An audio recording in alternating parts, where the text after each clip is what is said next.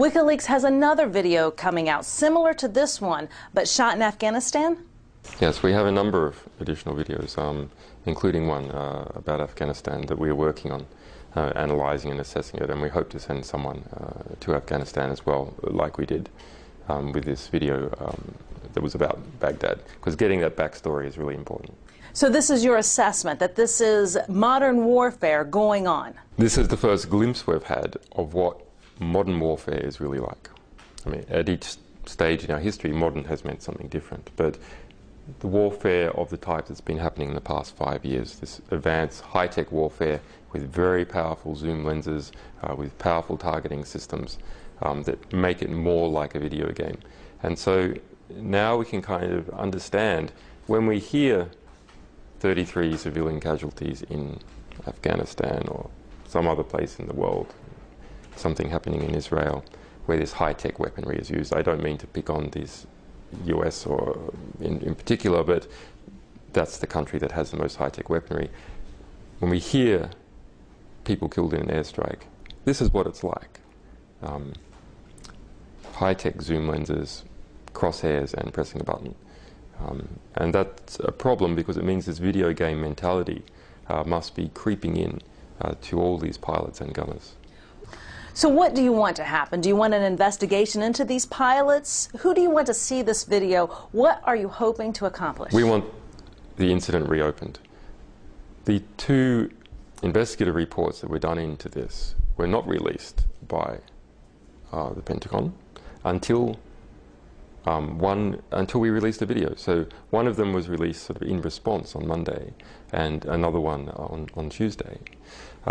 Both of those investigation reports are clearly biased. I mean, they're not only very short. Remember, a lot of people died, including 2 Reuters journalists.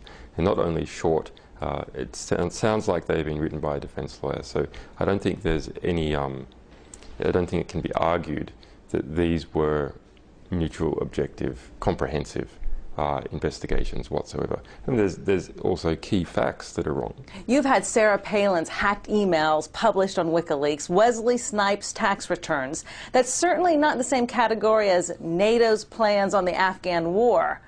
But why Wesley Snipes' tax returns? So I'm glad you raised that because it's quite irritating that people are speaking about that. Wesley Snipes' tax returns were there not because it's Wesley Snipes, but because there was a scheme to evade tax. This is a rich person who has a particular scheme, some offshore scheme to evade tax. That's why that was interesting from our perspective. Similarly with Sarah Palin, well, she is a political figure who could be the next president. So actually almost everything to do with her is politically interesting. But in this particular case, she was using not her government email account, but a Yahoo email account in order to evade the Freedom of Information Act. And in fact, there was an ongoing lawsuit in Alaska to try and get those emails. So that's a quite interesting case. But nonetheless, we make a promise to our sources that if something is hidden from the public and is not self-authored, and it's of diplomatic, political, ethical, or historical interest, we guarantee to release it. Give it to us, we'll protect you, and we guarantee to release it. So Sarah Palin's emails are of political interest.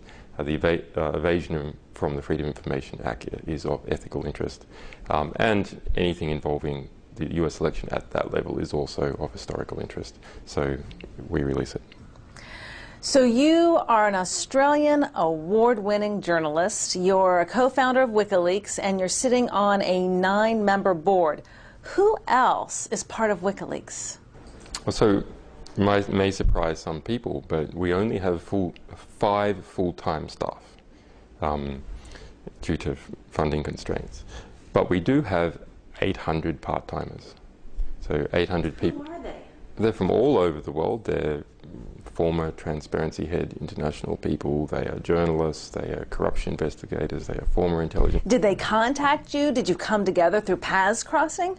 They're people who have volunteered. I mean, we have many lawyers. If you go to WikiLeaks, you will see at the moment we are in a fundraising volunteer drive, and So if you have good technical abilities, you can volunteer and help run some of our infrastructure. I saw the list on your website, and a lot of mainstream media are donating to your site. Well, they haven't donated any money, but they do donate lawyers for our legal cases, and that's a very important contribution they have made. So that's 11 major US mainstream media organizations and the Society of Professional Journalists and other journalists' unions in the United States, and ACLU and EFF and these other sort of civil rights groups have contributed to our legal cases. And that has been very valuable and important that they have done that.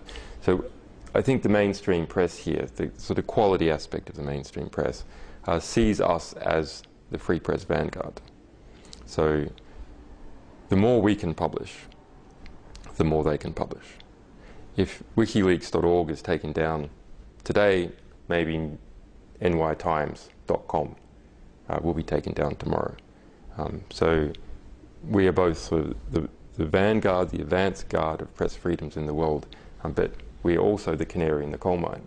So if we fail in some way, then the next group to fail will be the mainstream press. So are you being spied on by different governments or different entities or governments trying to shut down your website? I would imagine that there are many groups that have concerns about you. Yeah, we have lots of litigation from banks, because those people have lots of money and lots to hide. So there's been some serious cases. So in Swiss bank, Julius Baer, the largest private Swiss bank, you can't open an account unless you've got over $1 million.